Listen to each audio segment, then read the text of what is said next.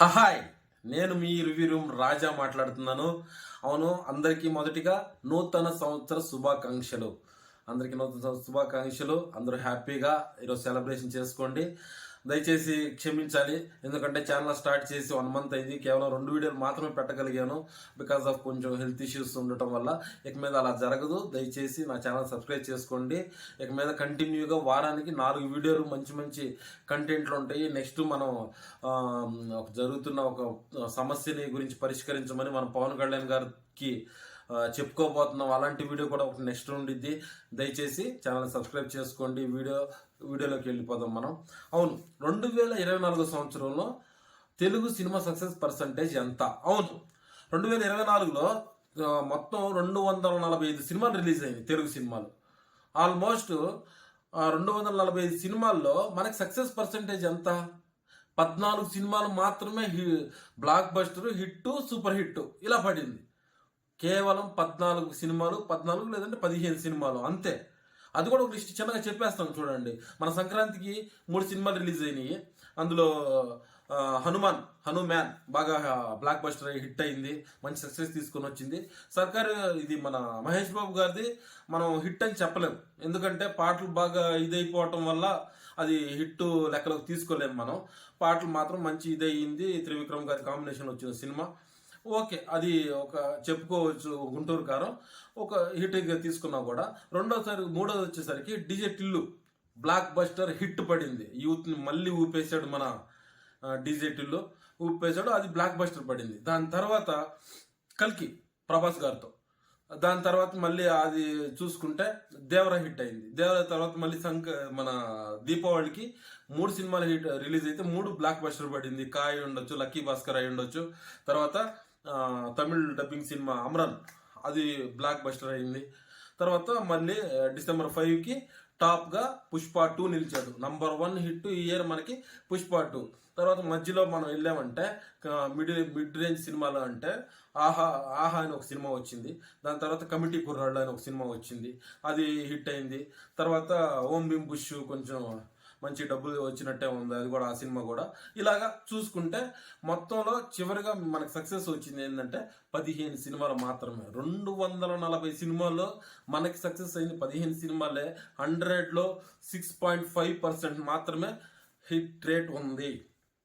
అంటే 93% మన తెలుగు ఇండస్ట్రీ ఓటమిలో ఉంది, ఫెయిల్యూర్స్లో ఉంది. ఎందుకు ఇలా జరుగుతుందంటే, కేవలం నాకు తెలిసిన ఒక సినిమా వాడిగా నేను చెప్పేది ఏంటంటే, కథలు రాసేవాళ్ళు లేకపోవటమే.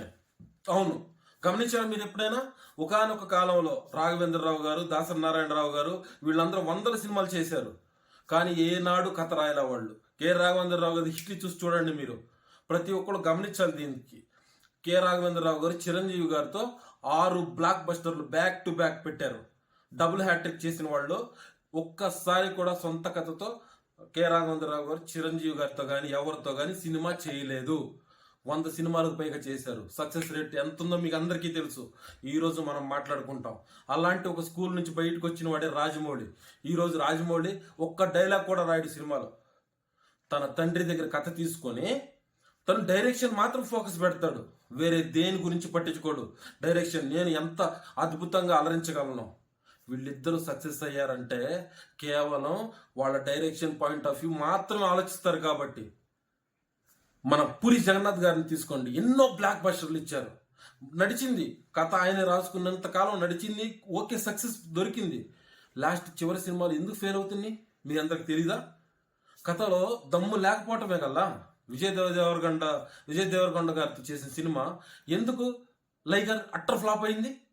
కథ లేదు. ఇస్మార్ట్ శంకర్ 2 ఎందుకు హిట్ అవ్వలేదు? ఇస్మార్ట్ శంకర్ 1నే మళ్ళీ తీసినట్టు అనిపించింది, కానీ కొత్తగా ఏం చూపించలేదు. ఆయనలో ఎంత ఫైర్ ఉంది. త్రివిక్రమ్ గారు కూడా ఆయన కథలు తీసుకున్నా కూడా ఒక టైం పీరియడ్ తీసుకొని రాసుకుంటున్నాడు కాబట్టే ఆయన కథలు సక్సెస్ అవుతున్నాయి. ఒకళ్ళు హిట్ అయినంత మాత్రం అందరిది అవ్వదు. కొరటాల శివ గారు, మన త్రివిక్రమ్ గారు తప్ప వేరే వాళ్ళు ఎంతమంది సక్సెస్ అయ్యారు ఓన్ కథలతో? కథ రాసేవాళ్ళు కావాలి. కథలు రాసేవాళ్ళు ఎంతమంది ఉన్నారు మన దగ్గర? మనం పుష్ప 2కి మన బన్నీ గారికి 250 నుంచి 300 కోట్లు ఇస్తారు ప్రొడ్యూసర్లు. కథ రాసే వాళ్ళకి ఎందుకు ఇరు? ఎందుకు వాళ్ళని ప్రోత్సహించరు?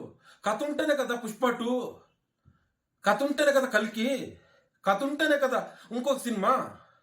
ఎందుకు రాజమౌళి గారు సక్సెస్ అవుతున్నారు? దీనివల్లే. కథ అనేది వేరే వాళ్ళు రాయాలి ఖచ్చితంగా, ఎవరి పని వాళ్ళు చేయాలి.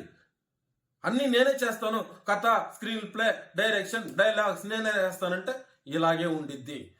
సక్సెస్ పర్సంటేజ్ 6-7 ఇంతలోనే ఆగిపోయింది.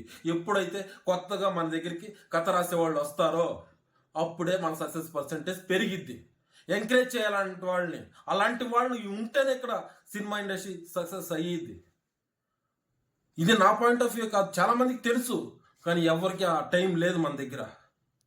ఇది మారాలి.